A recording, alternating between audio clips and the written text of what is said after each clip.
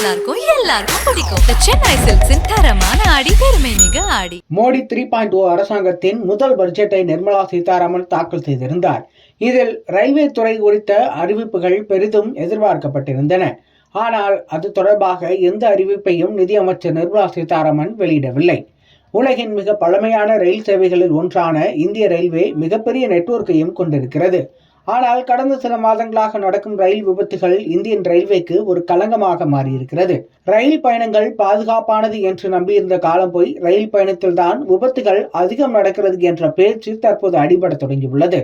ஒடிசா ரயில் விபத்தில் 296 பேர் பலியாகியிருந்த சம்பவம், ஆந்திராவில் பாலசா பயணிகள் ரயில் விபத்தில் 13 பேர் உயிரிழந்தது, ஹைதராபாத் சென்ற சார்மினார் எக்ஸ்பிரஸ் நம்பள்ளி ரயில் நிலையத்தில் தடம் புரண்டு விபத்தில் சிக்கியது. இது தவிர ஆங்காங்கே சரக்கு ரயில்கள் தொடர்ந்து விபத்தில் சிக்குவது நாடு முழுவதும் பெரும் விவாதங்களை கிளப்பியிருக்கிறது.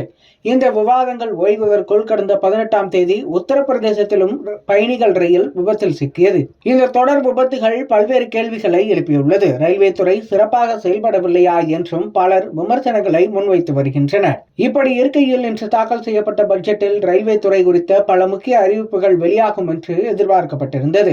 குறிப்பாக நாட்டின் பல்வேறு நகரங்களை இணைக்கும் வகையில் புதிய வந்தே பாரத் ரயில் சேவை தொடங்கப்படும் என்று எதிர்பார்க்கப்பட்டிருந்தது.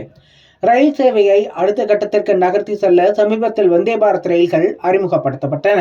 இந்த ரயில் முக்கிய நகரங்களை இணைக்கும். அதே போல அதிவேகம் மற்றும் நவீன வசதிகளை கொண்டிருப்பதால் மக்கள் மத்தியில் இந்த ரயில் சேவைக்கு பெரும் வரவேற்பு ஏற்பட்டது.